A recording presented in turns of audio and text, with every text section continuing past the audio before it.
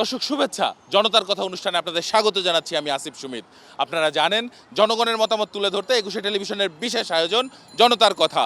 আমাদের প্রত্যাশা, দেশে শক্তিশালী গণতন্ত্র। আমরা চাই সরকারকে সহায়তা করতে।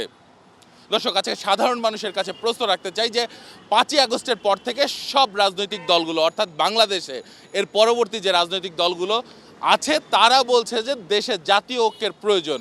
কেন ঐক্যের প্রয়োজন, আর ঐক্য না থাকলে দেশে কি ধরনের সমস্যা হবে, জেনে নেব সাধারণ মানুষের কাছ থেকে তারা কি মনে করেন। আসসালামু আলাইকুম। আসলে জুলাই আগস্টের যেই গণহত্যা, যে আন্দোলনের পরে যে দেশে যে আমরা বাক স্বাধীনতা পেয়েছি, কিন্তু আসলে সেই স্বাধীনতাটা আমরা ঠিকমতো ভোগ করতে পারতেছি না। গণতন্ত্রের স্বাদ যদি আমাদের পেতে হয়, তাহলে আমাদের যে যতগুলো দলমত নির্বিশেষে সবাইকে একমত হয়ে এই পেতা তাদের দূর করতে হবে। একতরফা সরকার থাকলে কোনো গণতন্ত্র থাকে না।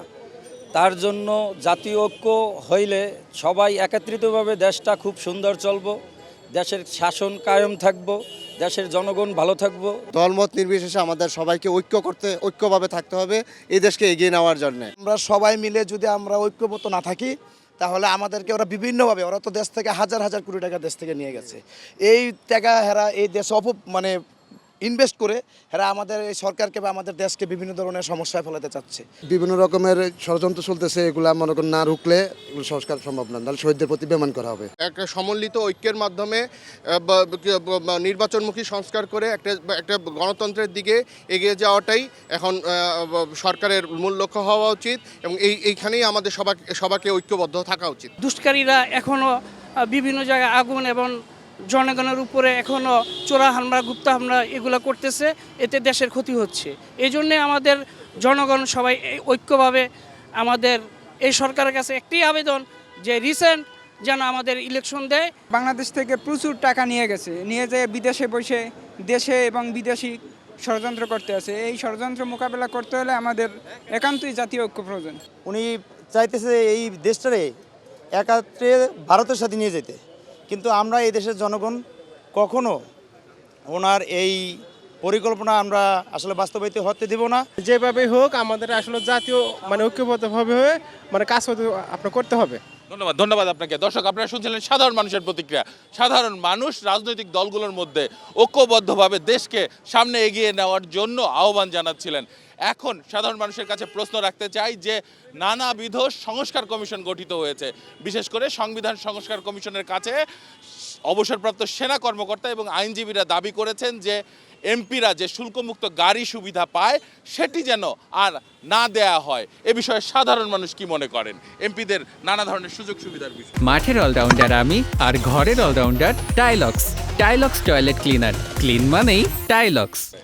এমপিদের আসলে শুল্কমুক্ত গাড়ি আমার মনে হয় প্রয়োজন নাই। যেটা শুল্ক আসে সেটা আসলে জনগণের জন্য, খাদ্য সামগ্রী, ওষুধের যেভাবে দাম বৃদ্ধি পাচ্ছে, আমার মনে হয় সেই ক্ষেত্রে ওই ভর্তুকিটা ওখানে দিলে অনেক ভালো। অ্যাজ এ পাবলিক বিশেষ সুবিধাভুক্ত যে কোনো বিষয়, not only MP but also each and every sector, যেখানে যেখানে বিশেষ সুবিধা নিয়ে মানুষ ভূমিকা পালন করছে সবগুলা চেক করতে হবে, এবং ভবিষ্যতে যেন এই ধরনের ভুল আর না হয়। এবার সেটা আওয়ামী লীগ হোক, বিএনপি হোক, জামাত হোক, জাতীয় পার্টি হোক, যেই আসুক সরকারে, পাবলিক যেন সাফারার যেন বারবার না হয়। বারবার যদি বিপ্লব হয়, সেই বিপ্লবের কোনো মর্যাদা থাকে না।